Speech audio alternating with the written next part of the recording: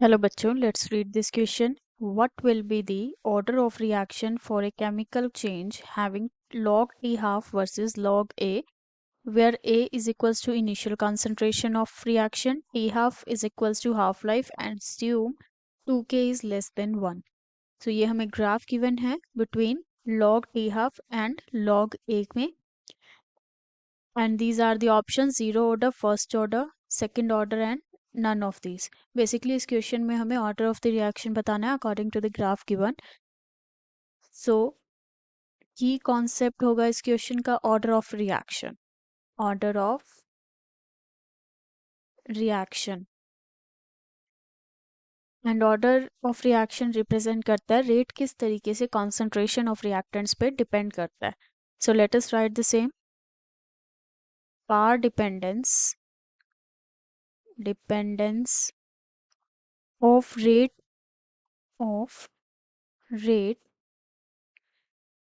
on the concentration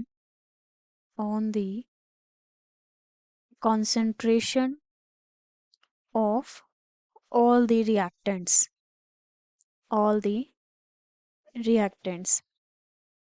and let us consider हमारे पास zero order reaction है.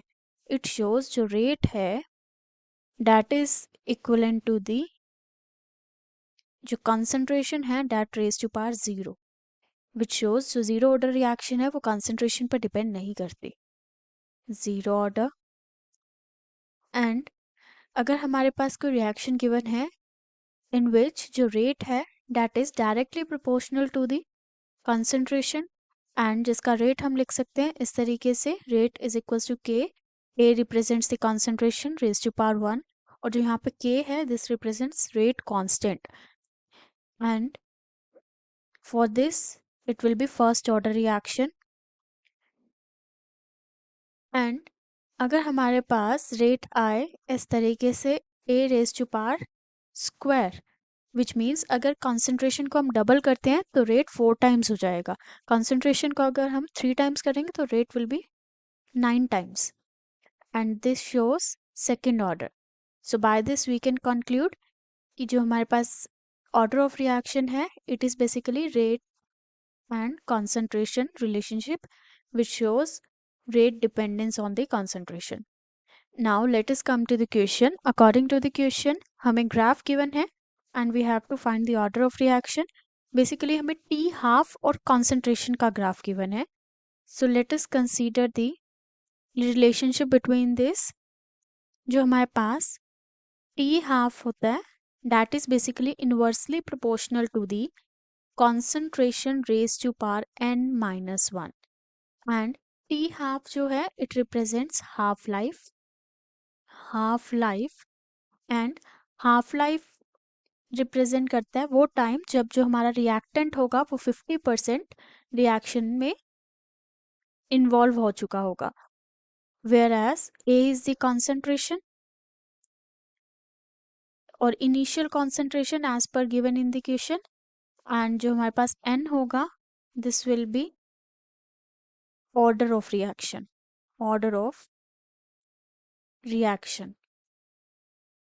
and according to the graph we can see जो हमारे पास slope आया हुआ है that is positive and we can also see जो हमारे पास T half का concentration पे dependence है that is a linear graph which means directly proportional होगा and अगर हमारे पास T half को हम proportionality का साइन हटाएंगे then it will be constant. हम कुछ C लगाएंगे then initial concentration raise to power 1 minus n क्योंकि हमने कंसंट्रेशन को अब न्यूमरेटर में लिख लिया है.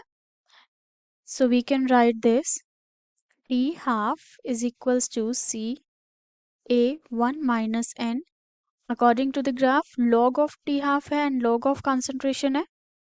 So we will take log of T half is equals to the log of C plus पार आगे आ जाएगी 1 minus n log A. So we need the graph between log T half and log A, and उसके लिए कुछ intercept भी होना चाहिए and increasing graph है इस तरीके से।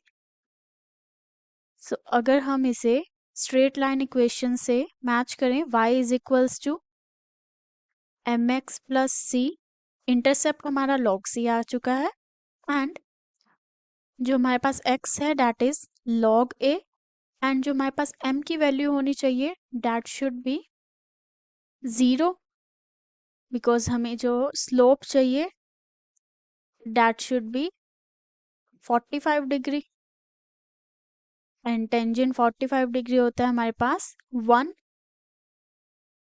So value of n should be 1 minus n, अगर हम करेंगे इट शुड बी 1, तो हमारे पास n आ जाएगा 0, which shows this graph is for zero order reaction, zero order reaction, and हमारा फाइनल आंसर हो जाएगा ऑप्शन ए।